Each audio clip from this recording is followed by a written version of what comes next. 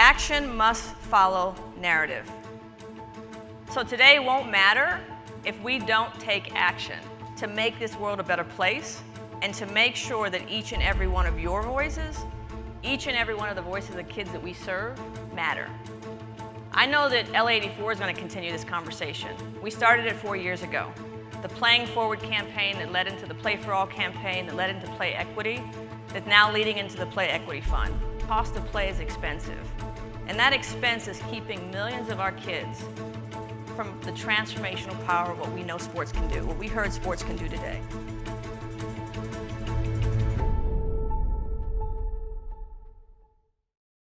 Welcome to the 2020 Youth Sports Summit presented by the LA84 Foundation and the Play Equity Fund.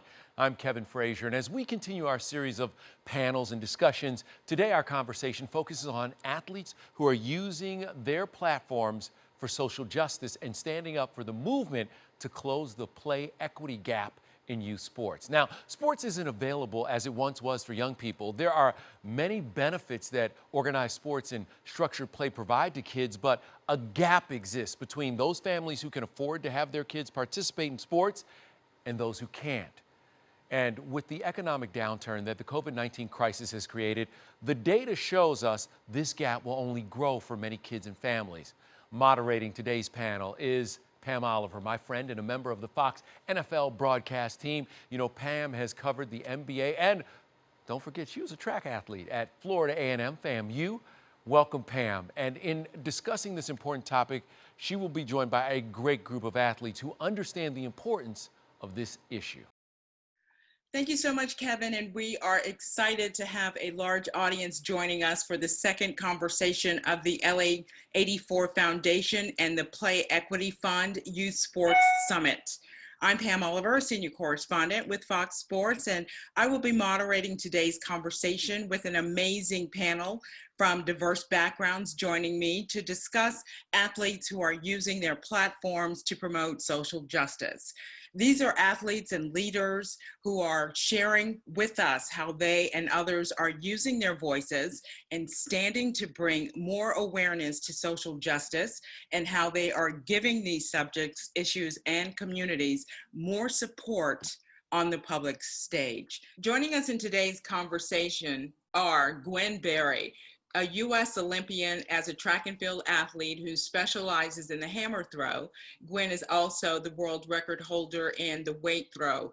She represented the U.S. in the 2016 Olympics in Rio, at the 2019 Pan Am Games in Peru, where she won gold.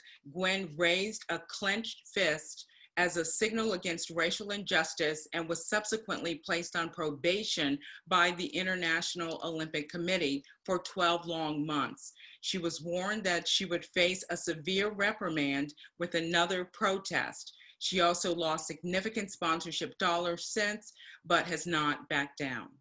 Also joining us, Lindsay Kagawa Kolas, a standout volleyball player at Stanford, who in the year since has become a sports agent with Wasserman, including representing many female athletes and being an advocate for their causes. Lindsay has represented many of the best basketball players in the world, including the #1 pick in the WNBA draft 10 times. She has also represented Ibtihaj Muhammad, the first American Muslim fencer to wear a hijab in the Olympics, and negotiated a deal with Muhammad with Mattel for its first hijab-wearing Barbie doll, which was inspired by Muhammad. Welcome to Lindsay. I'm also thrilled to introduce Dave Roberts, manager of the Los Angeles Dodgers. Dave was named National League Manager of the Year in 2016. He led the Dodgers to 104 wins in 2017. He was twice leader of the Los Angeles Dodgers. He led them to the World Series 2 times. In 2019, the Dodgers had a franchise record 106 wins and had its 4th straight National League West title. Dave became the first manager in MLB history to lead the team to division titles in his first 4 seasons. He was the first minority manager of the Dodgers in franchise history. Dave has been outspoken about continuing to get more people of color into Major League Baseball and making the game as diverse as possible. And also joining us, Rudy Garcia Tolson. Rudy is a Paralympic swimmer, runner, and triathlete. Now, as a 5-year-old wheelchair user and after 15 operations, Rudy decided he would rather be a double amputee and walk with prosthetics. He has both legs removed when he was a child above the knee. Also, as a child, he made it a goal to compete in the Paralympics, and he has since participated, won gold medals, and broke records in 2004, get this, 2008, 2012, and the 2016 Paralympic Games. In 2012 at London Paralympic Games, Rudy became the first athlete to compete in both swimming and track and field. In recent years, he's also been competing in triathlons. Just an amazing resume. I am so pleased to have you all here with me and our audience as well, and can't wait to get started. In many ways, athletes and leaders like yourselves have been more engaged in social justice, with athletes showing not only how much they care, but how much is happening in society and the power that they have. Each of you have your own journey and stories to tell, and we are all very interested in learning about those journeys. Thank you for being here, and I'd like to start with this question for all of you. I'll direct it at Gwen first. Gwen, you've paid a price, but tell us the biggest challenge for athletes to make their voices heard in these times we're in. I think the biggest challenge the athletes face is, being defunded. Major corporations, major sponsors, major companies, they don't necessarily want to take risks when there's conflict. I feel like they want everything to be, kumbaya. They want everything to run smoothly. So when athletes protest, they see that as, oh, you're interrupting something, or you're disturbing something, or you're bringing light issues that we don't want to talk about right now. We want to keep this playing field equal for everyone. We want to keep it safe for everyone, and we want to keep politics out of sports. So I feel like most athletes feel like they can't say things that they want to say or that they face or endure all the time coming on the field of play, because no one wants to see it. No one wants to hear it. All they want us to do is perform and entertain. And it's not fair to us. So we lose a lot and we sacrifice a lot. So Gwen, I'm a big fan, and I really admire what you did and the sacrifices that you've made and the leadership that you've shown. I represent a lot of athletes who right now are celebrated for their activism. And you see the way that the WNBA is able to lead, and they've been leading, but frankly, Black women and Black women athletes have always led. Wyoming Tyus doesn't get the credit for what she did, winning back-to-back gold medals, as an athlete alone, but also in protest the same year that Dr. Carlos and Tommy raised their fists. She also was in solidarity with them and wasn't recognized for that until much, much later, and still now isn't written about very much. So athletes have always been on the front lines. I think we are starting to see a shift, especially in the major team sports, where corporations are starting to acknowledge that athletes are people and that athletes are humans, and that you don't stop being Black when the ball stops bouncing, right? And that we all have to show up for each other. And I think the change is coming as we see these corporations and these leagues embracing athlete voices and celebrating them, right? All of a sudden, we're starting to see it in commercials. And so that is starting a cultural shift, I think, where the mainstream is starting to understand that athlete voices matter. I think that us in the community have always understood that, but only because people like you, Gwen, have taken great risks and made great sacrifices. And so I applaud you for that, and I honor you for that, and thank you for your leadership. Thank you so much. I appreciate that. You're welcome. She has an amazing story. Dave, as I go to you and your players, and just tell me how they have embraced what we're all going through in this country. how do you lead them? How do you manage under, just the social justice protests and demonstrations that are going on? Because players do want to do something, they want to help. Yeah, it's interesting. I actually live as a player more from a lens, and I think the culture was at the time of just playing, and I didn't want to mix politics, church and state, my religious beliefs. But like Lindsay said, I applaud Gwen and people like Gwen who are leaders. And I think our culture now with players, they're just feeling more of a responsibility. There's something in them that they want to sound off. And I think that, we have players like Clayton Kershaw, who's going to be a Hall of Famer, who's very kind of stays to his family, quiet, but he's sharing his opinions and thoughts, which has been amazing. Mookie Betts is a great ball player, and he's kind of cut from the same cloth as Clayton, but to kind of share his thoughts on all the injustices, people are following. And it's kind of the whole mantra, if not now, when, because people like Gwen, as we said, just kind of were pioneers. And so for me, I mean, personally, I feel bad that I'm late to the party as far as kind of being more of an advocate, to be quite honest, because, you're concerned about jobs and doing what's right, or doing your job in the sense of being a professional baseball player. But that's just status quo, and that's just not good enough. So my players that kind of sounded off and saying what's right, what needs to be said, it's just, I'm more proud of them. And I think they're becoming better baseball players and more importantly, better men. Rudy, is there a fine line that you face when you want to say something and be a part of this conversation, yet you have sponsors and you have people you answer to? Is it a difficult thing to do or an easy decision? It's very, very difficult.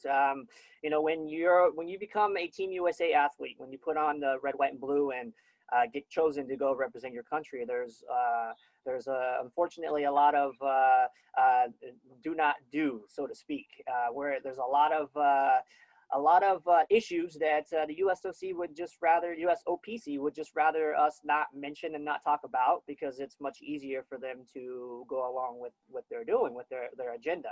But as athletes, and we've seen in the recent past, is that we actually do have a very big, strong voice. And if it wasn't for us athletes, Olympic and Paralympic athletes, quite simply, the games would not happen. The sponsorships would not be there.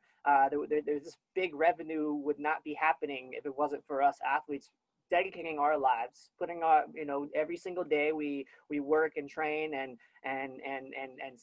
everything, we devote our lives to our sport. And for them to say that we need to just hush up and do our sport is not what's going to happen. And I think we're slowly finding out that the athletes are starting to realize that they have more power than they say. Wow. Well, Gwen, you certainly know that firsthand. Do you find that people reach out to you, or people, these athletes, you've set such an example and a tough one to follow. What was in your heart at that moment when you decided to raise that fist? I feel like the main thing that was in my heart was the fact that, when I put on my uniform and I wear the flag, I'm very proud. I am so proud. I've sacrificed my life. I've sacrificed time with my families. I've sacrificed things and memories that I cannot get back. So on the podium, when I stood there, I just knew that everything that I sacrificed and everything that my country says it stands for is not necessarily true or fair to everybody in the country, especially people who look like me, people who live like me, people who are part of the American system. And I am that individual. I've lived it, I've seen it, I've learned it. Every time I go back home to St. Louis, I see how Black people live. And it just broke my heart and it hurt my feelings. So on the podium, I just knew that something had to happen. I had to make my stance in history to let people know where I stand and how I feel, because I was not at peace with myself. It was just traumatizing to me to just not say anything when I knew that my voice had power. We're seeing that too across all sorts of sports leagues as well. Lindsay, if you could address this, as I like to say, this is really taken hold. This is a legitimate process. How do you think this movement, Lindsay, will evolve? What do you see? I think building on what I said before, what I think what's giving the movement so much momentum right now is the solidarity. There's a real aspect of solidarity, and Gwen, I hope you felt that from your peers. And if you didn't, it needed to be more. There needs to be an energy of, if you come for one of us, you come for all of us. It's part of why I co-founded Athletes for Impact years ago. In 2016, we launched Athletes for Impact, which was really an organization dedicated to unifying athletes and connecting them with grassroots movements and helping them amplify their voice and unite them together. And it was really out of that spirit, in wanting to make sure that nobody felt alone in using their voice to shine a light on injustice and to stand for something. And so I think that the evolution that we're seeing, I saw it a lot happening. I think the bubble experiments this summer have been almost like a petri dish for this. And there'll be case studies that come out of it. And even comparing the men's bubble to the women's, what we call the wubble, I think what set the wubble apart in many ways, sure, it's less people, it's 144 women, but the solidarity you saw from them, right? The coordination on the t-shirts for Brianna, the t-shirts on Vote Warnock, in response to the Atlanta owner trying to silence players and their support of Black Lives Matter movement. I think even the understanding that the WNBA in many ways has been sort of the movement's league, and how much I think athlete activists have in common and are advancing the same sorts of messages and principles and values as the Black Lives Matter movement. I think starting to understand where those two movements overlap in terms of athletes using their voices, I think people are starting to see that. And so what I see as the next iteration, and I see this happening because it's about spending and coverage of women in sports. So many of these women athletes are Black women, and showing up for them, around the field of play for their leagues is showing up for Black women. And we're starting to see that support. Only 4% of coverage is about women in sports. 4% of sports coverage is about women. As that changes, it becomes easier for sponsors to make choices. As the demographics of who's spending the money for sponsors changes, that then changes who gets the sponsorship. Right? So I think the movement that we're seeing is the diversity and the inclusion, and people waking up to understand that they need to align themselves with athletes that I think advance the values that they want their brands to stand for. And so we're starting to see that spend on athletes who do stand for something. And I think we started to see it with Ibtihaj around the Rio Olympics. She had a very robust portfolio, and being the first Black American woman, or American woman at all, to wear hijab in competition and to be celebrated for that was a huge, huge step. And I think we are building on that success with the corporate sponsor community, but also the media. And we need that number to go up. We need more. Dave, how should platforms be used? If you've got that voice, you've got kids watching, you've got sponsors watching, and it is something to turn on your television these days and see these ads, some of them coming from nowhere, but it makes you really, really proud. So how should an athlete, is there a responsibility to use your platform? Or is it a matter of, we've had this discussion in the NFL, if the player who doesn't kneel, is he less involved, or is his heart not in the same movement? And that's really unfair. So how should a player use his platform? Just an individual thing? You know what, Pam, that's a great question. I think number one, it starts with education, as far as educating yourself. I tell my kids all the time, be curious. And I think that, the curiosity and knowing what's going on around you in the world that we live in day to day is most important. And then you start going into your heart and feeling about how you want to voice, what you know. I do think it is individual. I do think that it's now not okay to not sound off. And the people that are resistant to it, which companies in past, organizations in the past, are the outliers. And I think that's a good thing. I think the thing that players got to understand is that people are going to get there when they get there. I think that's something for me personally. You know, I feel convicted about certain things and unfairnesses in our country. And I take a personal offense to it when people don't feel exactly what I do, but that's not fair on my part. So I'm as trying to understand them as much as I'd like to think are trying to understand me. So to your question, Pam, I think the curiosity, really understanding what's going on, you know, hearing different women speak, Paralympians speak, you know, and I think people that have done it in the 60s and the 70s and understanding what they went through, then to kind of form what's going on in real time, I think is certainly a good start. Rudy, I was addressing this question to you, but is there a pressure that you feel as an athlete now, given what's going on in this country, around the world, in the world of athleticism? Is there individual pressure? You know, it definitely varies from individual to individual based on their personal experiences. You know, one thing that I can tell you from my experience is when I first started competing on the international level when I was in my early teens, the only thing I really cared about was swimming, eating, and sleeping, and I wasn't really focused or wanted to pay attention to anything else going on, even though there were issues that my fellow teammates were dealing with the IOC, with the IPC, with the USOPC. And so I think one of our challenges now is that a lot of people who are listening to us, or maybe even on the panel, are very experienced. They're very seasoned. They've been around, and they understand the challenges that we face. And I think it's the challenge here that we have is getting the younger generation to understand what the power they have, and to get them to understand that there are injustices and inequalities involved in sports still today. And so if we can figure out a way to bring light to these issues to the younger generation, so when they get to where we are, they hopefully won't have to deal with some of the things that we've dealt with.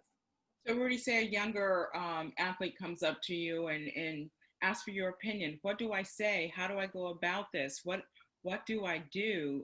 Just learning from some lessons of some athletes where things did not go well. What would you say to them if they came up to you and asked you, what should I do? I would say, don't be afraid to speak your mind. Don't be afraid to let the people know what you're thinking and what the issues are. You know, I think that if every athlete understands the power of their voice, I don't think anybody would feel shy or scared to confront the challenges and issues that we face. So being able to use your voice and voice your opinions, I think is very powerful, and no athlete should feel like they're not at a certain level where they can't do that yet. I think every athlete should have the ability and have the voice, of course, the platform, to speak their mind against inequalities and injustices. Lindsay, with the clients that you have you noticed pushback from sponsors? Is there advice that you have to give them, just spelling it out, you know, the real world implications that go with their protests and their demonstrations, versus how some sponsors are not going to respond kindly to it? Well, it's interesting. It's a good question. And I think I've been lucky enough to build a career representing athletes who their identity was really built around using their voice. And so I've been doing this for almost 20 years, and representing women athletes, you really can't avoid it, because a woman athlete is, you know, fundamentally political, because she's building a career and finding success in a space that really was not built for her.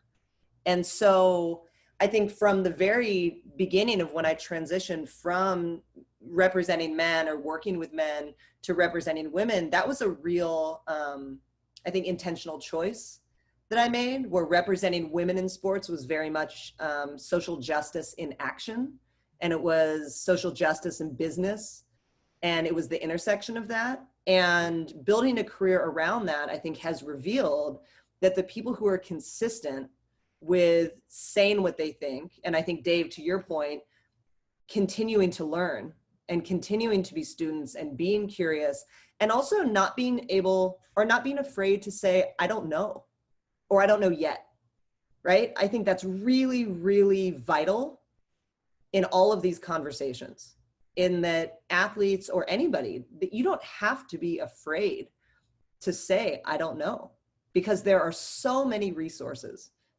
Google is a great resource, but people are putting wonderful content, on Instagram. They're putting great content on social. There's amazing interviews. There's so many podcasts. There's great books. There are teammates, the people who are leading in these conversations. And so accessing that information is actually pretty easy if you make that choice. And so I think getting back to the corporate response, look, my job as an agent is to always make sure that my clients understand everything that's in front of them and all of the possibilities. It's my job to look around the corners and tell them what might be there, and just to make sure they have all the information that they need to make a choice. But ultimately that choice is theirs, and it's theirs to own, and it's their legacy. And I think, Gwen, to your point, right? Like, you need to be able to sleep at night, and you need to know that what you stand for may not be about just that sponsor dollar of tomorrow, and that you have to think about, what your life meant and what you stood for. And so I think I represent a lot of people who think of that first. And frankly, Pam, I haven't had a lot of pushback. I've had some weird questions from sponsors, but a lot of times it's about educating them on what an athlete actually is saying, and pointing them towards resources so that they understand that challenging that is a really bad idea. And I'm starting to see that shift. It's not just defending the position that an athlete took. We're actually marketing athletes around their positions and around their activism. And we're receiving calls looking for people who are coalescing around these particular issues. So the change is happening. We're in it right now. When the question that I posed to Rudy for you now, when a young person comes up to you and they know your story, or they don't know your story, but you see that they want to use their voice in some sort of way, what's the advice coming from you? Because you paid a price. I would piggyback off of Mr. Roberts and Rudy. Basically just being honest with that child, or being honest with that young athlete, letting them know what they are getting into and what they can lose, if they decide to use their platform and their voice. However, teaching them to know who is on their side and know who is genuine. When they go into getting sponsors, and when they go into these big events, or these, these talks, just teaching them to know that some companies don't want what they don't want. And that's just realistic. That's just the way it is. But also be encouraged, because there are a lot of people that are rooting for you. There are a lot of people who are listening, and there is a lot of support out there. Like Lindsay said, these companies are starting to wake up, because they honestly have no choice. Like, the times are changing, and it'll never go back to normal. Like, this is the new normal. It's beginning to become the new normal. So I would tell the children, make sure you are educated, make sure you are encouraged. And this is something that you want to do. Make sure you go in 100%, just like you do anything with athletics, with your discipline, with your regimens for the day. Make sure it is something that you really want to do, and make sure you put your best foot forward, because it can change somebody's life, and that's worth it. Dave, as someone who manages young men, is there a process involved to where they come to you and say, I need help with this, or I want to understand it better? But education is so key in all of this. You have to do your research in a lot of ways to know what the issues are, and how you can talk eloquently about them. But if they said to you, Dave, what do I do? How do I learn more? What's your advice to them? Well, you know what? It's sort of happened. I wouldn't say organically, but sort of organically, in the sense of all the events that have taken place over the last few months, that we've had Zoom calls within our ball club, our organization, where myself, some coaches of color have told their stories. And I think, so it's not like the one-on-one kind of thing. And I think it's been really good for players to hear who I really am and what I've had to go through. What George Lombard, who's one of our coaches, his wife marched with Dr. King, and she was a white woman, married a black man in Atlanta, came from privilege in the Northeast. and to hear his story. And so that's been really good. I think also the organization itself, speaking for the Dodgers, they've been very good and intentional about now, the question is, what I hear is, what can we do as an organization, as an industry? It's like, hire more people of color, and hire more women or what, and that's what we need to do. And it's like, we can't keep talking about it because people feel comfortable with people that look like them. That's just the way it is. And so you can talk about it all you want, but I think that, being with the Dodgers, and I think that now people are feeling that whether it's obligation or guilt, whatever it might be, I don't really care. It's like now they're being more intentional about the conversations and doing better.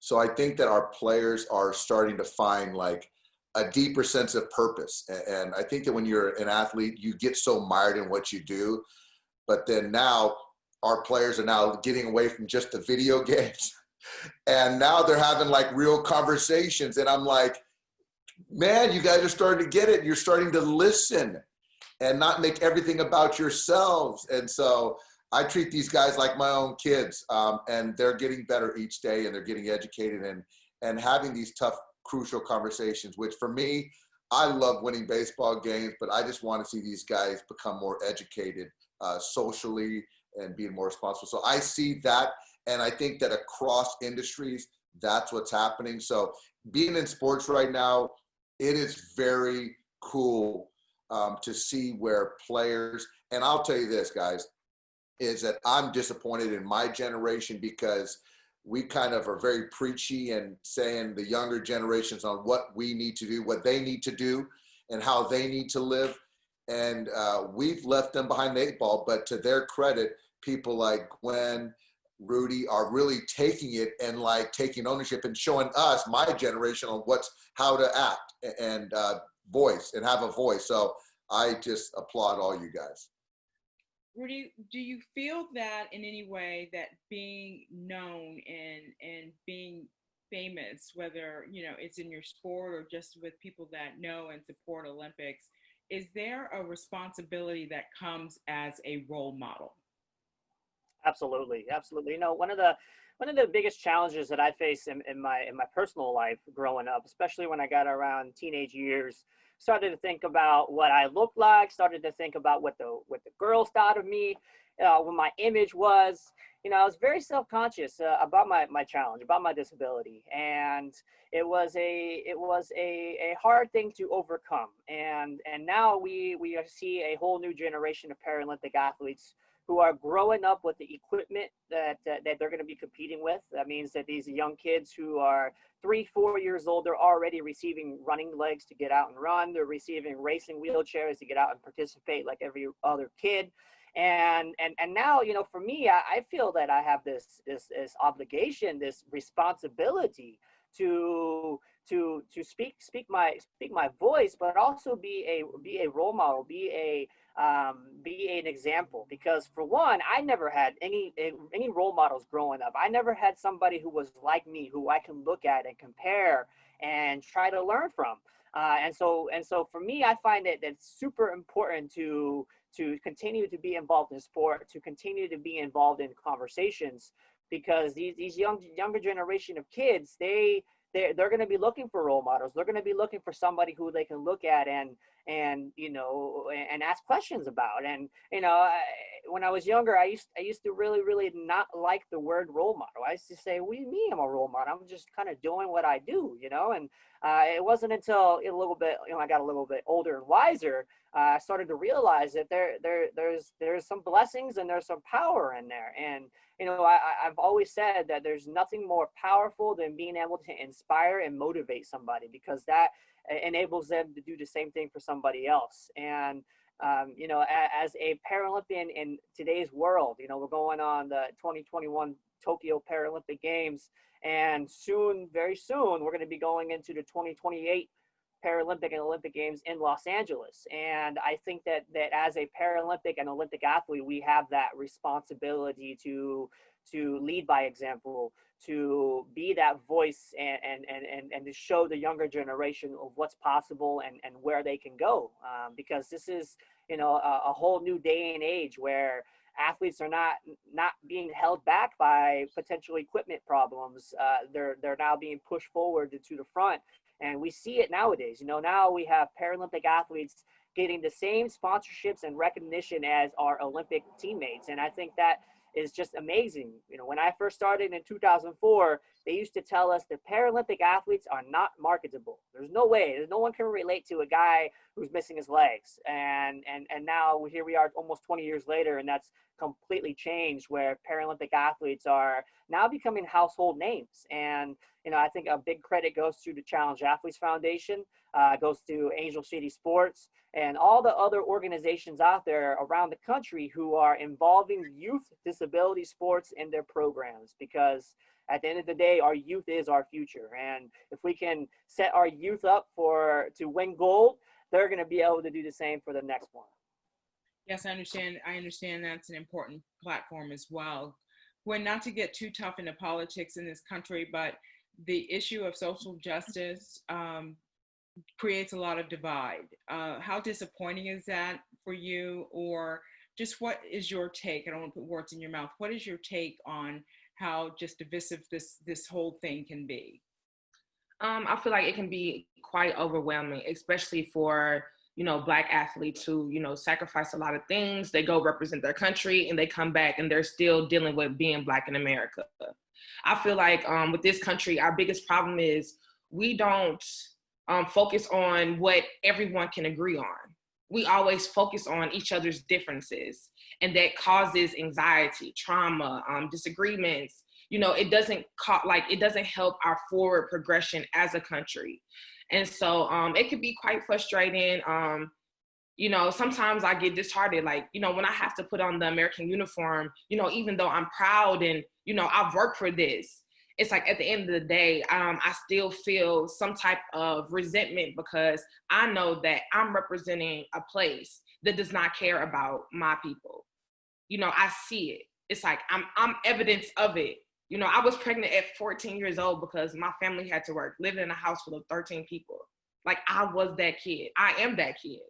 And so I feel like, it can get disheartening. And I think the systemic oppression, the systemic racism, it speaks to a lot of athletes. It speaks to a lot of non-athletes. It speaks to all of us, a lot of people from a lot of different demographics. And, it's the most challenging thing. The political aspect of America is the most challenging. Like I said, because it's a democracy, it's always hard to agree on something, and we don't focus on that. And I feel like that's where we need to go. We have to agree on something so that everybody can be honestly equal and free and have, equal opportunities. And I don't know, we got a lot of work to do. Then I'm proud of you, of your athletes, and just when you look at this whole movement and the role that women are playing in this. Just the NBA gets a lot of attention, but I think the WNBA certainly made strides, and a lot of the players in the NBA are making sure that the WNBA is represented in this. So what's your level of pride in the way these women have engaged and fully committed and letting the world know? Oh, I'm super proud. I'm extremely proud of them. I'm proud of every athlete who stands up. I'm especially proud of athletes who stand up without knowing that they have support. But then I'm also so proud of the athletes that organize together. The WNBA was standing in solidarity. You saw when they appeared on ESPN with 140 of the 144 players, or maybe it was 139 with 5 others with Holly Rowe in a separate room in a conversation, all there together. And that's really important, is knowing that people will show up for each other, and that, the white athletes are showing up for the Black athletes and saying, it's not my turn to talk. It's my turn to listen, and it's my turn to be here for my teammate. And sports model that in such an interesting way And so I think that, oh, hi, everybody. Hi, Drew. Hi. I thought it was getting near that time. It's getting near that time, so Drew's here now. Hi, sweetie. Hi. Hi. Hi. So I think super proud of athletes who do that, super proud of the WNBA and the way that they've organized and the way that they've really taken responsibility for being leaders in that moment. Who's our little guest there? What's his name? What's our new guest? What's your name? Drew. This is Drew Kolas. Hi, Drew. Thank you so much for joining our important conversation. Yeah, I think the only other thing I wanted to add, Pam, if you don't mind, just with Rudy, I just wanted to build on that, Rudy, because I represent Scout Bassett, who's a very accomplished Paralympian. And the sponsorships, it's great. Every single Olympic sponsor wants to talk about a Paralympic athlete. It shouldn't be right? It should be as many, and there should be equal representation. And I'd love to see the games together. But, you know, disability is often not talked about, and it should be celebrated because the stories are incredibly inspiring, and someone doesn't have to look like you to be a role model. And I think the more we share, the better we all are. And, you know, I think the media has a huge role to play in this, but social media is important too. So each athlete has a role to play in this movement. It may be LeBron James, who has more followers than the New York Times, right? Or it may be a Paralympic athlete whose following might look a lot different, but they're really focused. They know that athlete really well, and they're there for a reason. And so every single athlete can play a role and is important and doesn't need to be a subject matter expert on everything, just something, and willing to learn and lead by asking questions too. And so I just really believe in the power of athletes in all the different spaces. Absolutely. And I'm really proud to be a part of this because you all are amazing. And as I turn to you, Dave, I wanted to get everybody's final thoughts, something you want to really convey, something that matters to you that you want the audience to know. I think my last parting point would be kind of Gwen hit on a little bit as far as the politics. It's like, I just think that it's just unfortunate that it has to be one way or the other. You know, there's things to what's right is right. You know, treating people equally, giving people the same opportunities. That's not left or right, Democrat, Republican, you know, and I think that it just seems like doing what's right at times, it gets political and people feel they're giving something up, and it just doesn't resonate with me. And I think that, you know, why there's a lot of things in the world that are black and white. You know, politics hasn't just adjusted, and it's just sad that things have got to become political as far as just treating people the way that they deserve to be treated. So I think that for me, whether you kneel, you stand, you voice yourself, you raise a fist at the podium with a gold medal, you don't, you know, I just think that doesn't need, it's about what's right and talking about what needs to be changed and what needs to get better in our country. And it doesn't matter what side of, you know, the fence you stand on. So that's kind of one thing I have. Rudy, final words, something you want the audience to know. Absolutely. Well, you know, at the end of the day, you can't have diversity without disability. And, you know, I think it's important that organizations and teams understand the importance of involving the kid who has a physical challenge, a physical limitation, because they are in the long run going to benefit or not benefit from the position that you've put them in. And, you know, from my personal experience, growing up in the United States as a disabled kid, you know, when I was in first grade, my school wanted to put me in with the special needs class, who most of were intellectual disabilities, and my mom just absolutely refused to let that happen because, you know, she wanted me to have every opportunity the same as any other kid who was going to the school. And I think today and now in today's world, especially with COVID-19, we're starting to see a lot of organizations and teams cut a lot of unnecessary, in their eyes, unnecessary programs or program as a part of their organization. And I think disability should not be on that list. You know, I think disability inclusion in with organizations and teams is a must, and it should be at the foundation of each organization to make sure that there is an even playing field for everybody, regardless of race, regardless of challenge or disability, whatever it is. That we want to continue to push for that. The Miss Gwen Berry, your final thoughts, your parting words of wisdom to the people watching. I think my final thoughts would be that it's just important to maintain momentum. That's what I've been saying. That's what I keep saying. Make sure your intentions are genuine, and make sure you're fighting for, like Mr. Roberts said, what's right. It shouldn't be hard. This shouldn't be a hard thing for athletes to be able to speak out on certain things, for people to be able to receive equality. It shouldn't be hard. But because we're in, the system that we're in, it is hard, and people aren't willing to lose things. They feel like they'll lose things so other people can advance. So I feel like we have to keep protesting. We have to keep speaking. We have to keep making statements. Have to keep putting ourselves out there so that eventually the world has no choice but to continue to change, and to change indefinitely, especially here in the United States. There has to be more opportunity for these Black kids. There has to be more help for these, places that are, and people that are marginalized and discriminated against. Like, we have to see more help, because the only way that this country will truly be equal is that equity and equality is given to the people who are lesser than.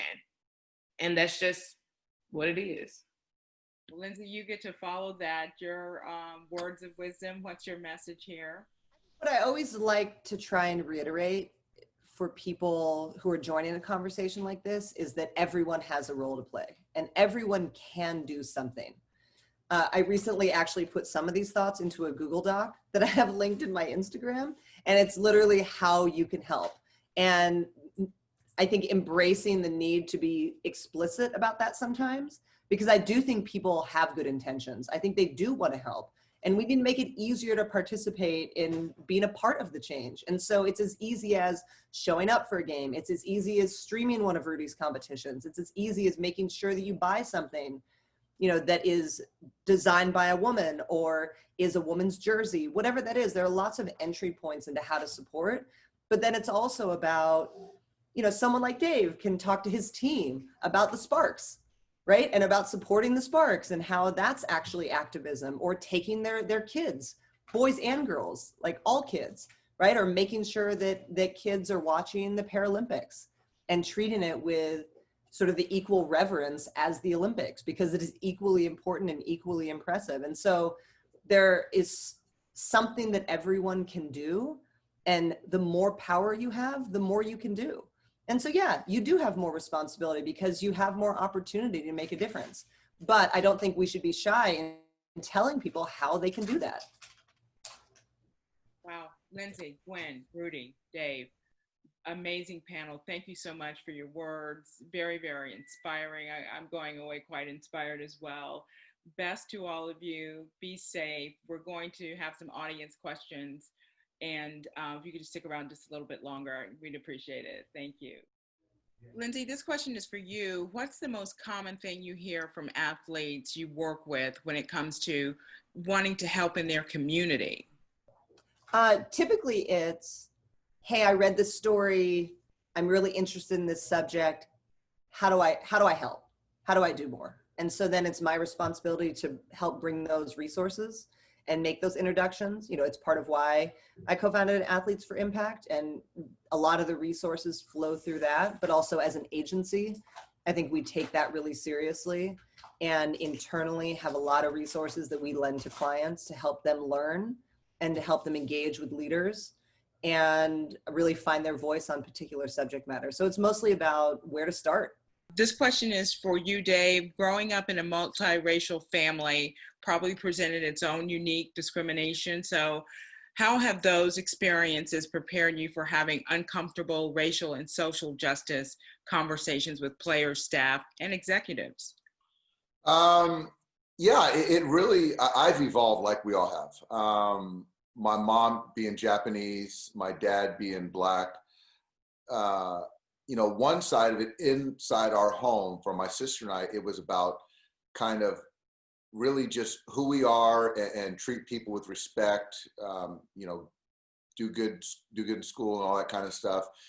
But outside of my home, it was hard to identify with kind of who I was, because whether you're filling out a test and you say, what's your background? And there's only pick one or the other. And it's like, I didn't know what to do if I could only pick.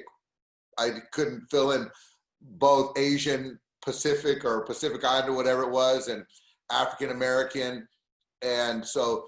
And honestly, it's like I was different. I was biracial. My father was in the Marine Corps. We moved around all over the place. And it's like, there was a point where I was embarrassed that, my mom was Japanese and my dad is Black. It's like, I didn't know what side to identify with. And I look back when I was an adolescent and I'm embarrassed. So as I became older, I went to UCLA, where you start to kids start to become adults and you start to really identify with who you are and get much more educated and be more confident in who you are as a person and your individuality. So I've kind of lived it, where I didn't want to talk about things, to now being way more confident and open to talk about things. And I think my players, the organization has welcomed it. But I'm like all of us, Pam, I'm still trying to learn and see things from a lot of different vantage points. Rudy, this is a question for you. What would you like to see the city of Los Angeles do and Angelenos do when it comes to welcoming athletes for the 2028 Paralympic Games? Absolutely. I think having the Paralympic and Olympic Games coming here to Los Angeles here in 2028 is going to be a game changer, especially for us Paralympic athletes. I think that will be the pinnacle moment for Paralympics in the United States. I think there's going to be a lot of education. There's going to be a lot of awareness around the Paralympics. For me, I grew up in Los Angeles. I live about an hour east of LA. And so I know the area well. And for me, I want to see, more spaces accessible for wheelchair users. I want to see more sporting teams and organizations include more disabled kids and more Paralympic athletes. So by the time the 2028 games come, nobody is confused over the Paralympic athlete and a Special Olympic athlete. And everybody, and my hopes are that by 2028, we will have some household names who are Paralympic athletes. And for you, Gwen, as you said in the op-ed that you penned, major sports leagues like the NBA, MLB, NFL have reformed and allowed players to use their platforms to advocate for social justice, yet the IOC hasn't. What do you think of that, and what can the IOC do to make some reforms? I feel like as far as the NFL, NBA, WNBA, it's easier for them because it is a smaller organization. It is just in the United States, whereas the IOC, they deal with athletes worldwide. It's international. So every country is different. They have their own morals, their own objectives, their own religious beliefs or beliefs in general. Their government is different. Their policies are different. So I feel like the IOC has they have a lot of work to do, and they have a lot on their plate because they have to appease to everyone. That's their job. They have to create the best entertainment and the best, just the best sporting event in history, right? In world history, the Olympic Games. So I feel like for them, it's going to be hard to create reform immediately. But I do feel like going forward to 2021, they can do small things that will make a big impact. And it can start there. I don't know what those would look like. I figure if they allow athletes to wear pins representing what they want to represent, t-shirts, some of those things like the WNBA is doing, I feel like that could be something that they could, do to help with the cause and help say that we believe in this, we believe that Black Lives Matter, we believe that everyone is important, so we want to show that. I also think that they should make more statements. They should say that they understand the issues that are going on. I feel like the IOC being quiet is just not helping the cause at all. And it's not making Olympic athletes, especially here in the United States, feel comfortable with representing the United States, knowing that if we do take a stance, we will be punished. So it's hard for them. So we'll see what they can come up with. Oh, wow, that's sad on so many levels. Again, want to thank the panel for all of that insight. It was just some great information, a lot of knowledge shared, and it's greatly appreciated. Very excited to have talked to you all and wish you the best of luck. Stay safe, and we hope to see you soon. Now, this concludes the second edition of the 2020 Youth Sports Summit presented by the LA84 Foundation and the Play Equity Fund. Our next conversation is scheduled for September 23rd and will focus on coaches and how they are creating conditions to help kids succeed. We hope to see you then.